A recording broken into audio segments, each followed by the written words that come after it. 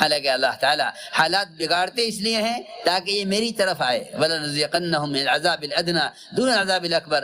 ہم بڑا عذاب لانے سے پہلے چھوٹے چھوٹے جھٹکے لاتے ہیں تاکہ یہ پلٹ جائیں، تاکہ یہ توبہ پر آ جائیں، تاکہ یہ سمجھ جائیں. ایک باپ بھی بیٹے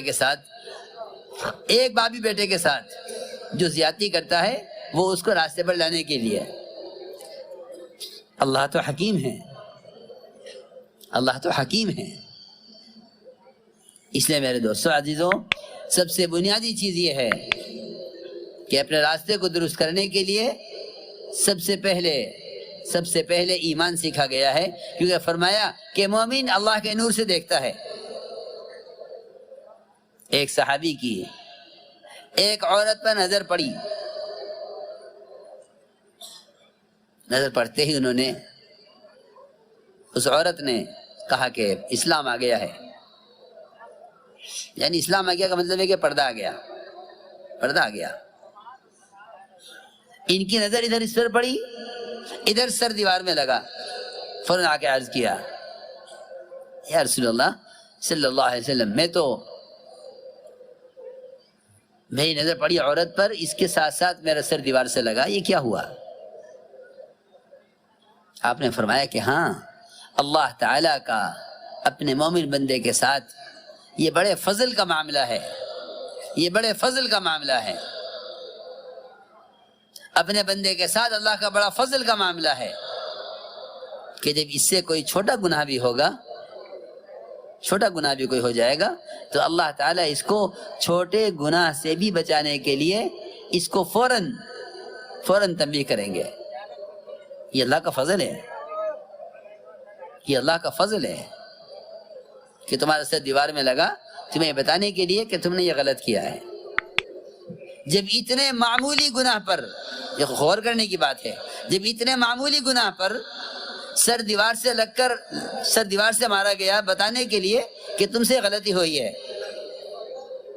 اس تکلیف سے گناہ معاف ہو جائے گا، اس تکلیف سے گناہ معاف ہو جائے گا، اور اس سر کے ٹکرانے سے تنبیہ ہو جائے گی، گناہ معاف بھی ہو جائے گا، گناہ یاد بھی آ جائے گا. گناہ معاف بھی ہوگا، گناہ یاد بھی آئے گا. لیکن میں پھر اپنی بات دہراؤں گا کہ جو لوگ کائنات میں پیش آنے والے نقصانات اور حالات کو اپنے اعمال سے نہیں جوڑتے، انہیں کبھی بھی توبہ کی توفیق نہیں ہوتی، انہیں کبھی توبہ کی توفیق نہیں ہوتی.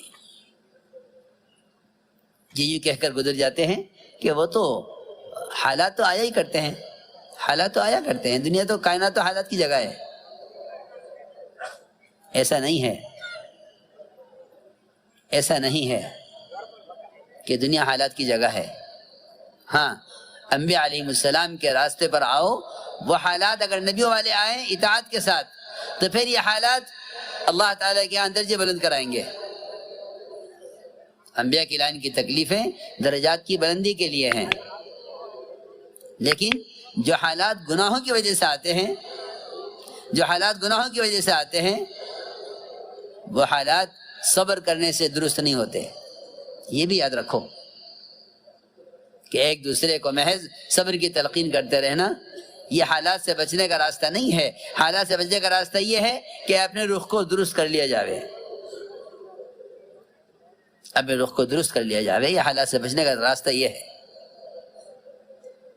اس لیے حالات سے عبرت لینا، حالات سے عبرت لینا، اس کے لیے ایمان شرط ہے. اس کے لیے ایمان شرط ہے کہ حالات سے عبرت لی جائے. اس کے لیے ایمان شرط ہے، اس کے لیے ایمان شرط ہے. اگر ایمان نہیں ہے تو یہ حالات سے عبرت نہیں لے گا. اس لیے کہ تمام حالات کا تعلق غیب سے ہے، تمام حالات کا تعلق غیب سے ہے. کائنات کے نقشوں سے حالات کا قطعاً کوئی تعلق نہیں ہے. نظام کائنات میں جتنے بھی تغیرات ہیں ان کا تعلق نظام کائنات سے نہیں ہے. سارے امور اللہ کے قبضے میں ہیں. ایمان بالغیب اس لیے سکھلایا گیا تھا کہ تاکہ تم یہ جان لو کہ جو بھی حالات آ رہے ہیں یہ اللہ کی طرف سے براہ راست آ رہے ہیں، میرے عمل پر آ رہے ہیں۔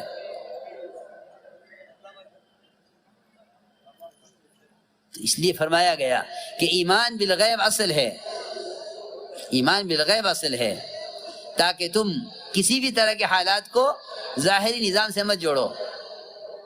حضور اکرم صلی اللہ علیہ وسلم نے اپنے صحابہ کے یقین کو اور ان کے خیال کو ظاہری شکلوں سے ہٹایا ہے کہ جو کائنات کے نظام میں تبدیلیاں ہیں اس کا کائنات سے کوئی تعلق نہیں ہے۔ ایمان سکھلانے کے لیے پہلے ان کے یقین کو، ان کے ذہن کے خیال کو کائنات کے نقشے سے ہٹایا ہے۔ یہ سب سے بنیادی کام تھا، کیونکہ اگر نظام کائنات کو کائنات سے جوڑ دیا گیا، جس کو سائنس کا خلاصہ کہنا چاہیے، سائنس کا خلاصہ کہنا چاہیے کہ نظام کائنات کو اگر کائنات سے جوڑ دیا گیا، جس کو سائنس کا خلاصہ کہنا چاہیے، یہ سائنس کا خلاصہ ہے کہ نظام کائنات کائنات سے چل رہا ہے۔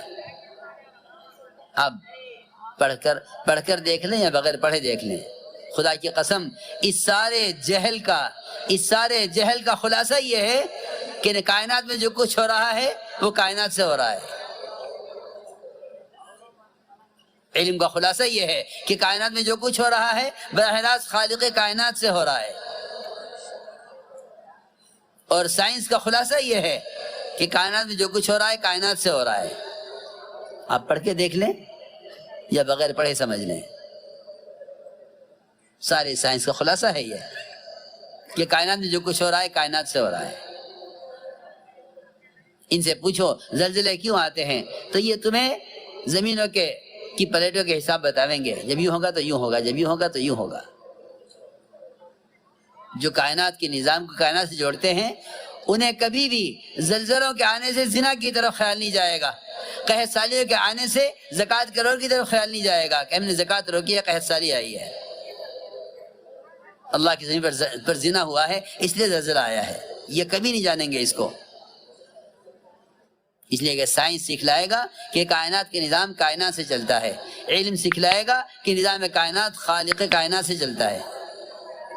حضور اکرم صلی اللہ علیہ وسلم نے جس اسلوب اور جس طریقے سے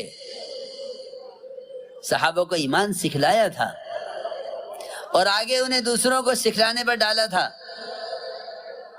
اس کا سب سے ابتدائی سبق اور اس میں سب سے پہلا کام یہ تھا کہ تم کائنات کی پھیلی ہوئی تمام شکلوں کا انکار کرو کہ ان شکلوں سے نہیں ہوتا ہے۔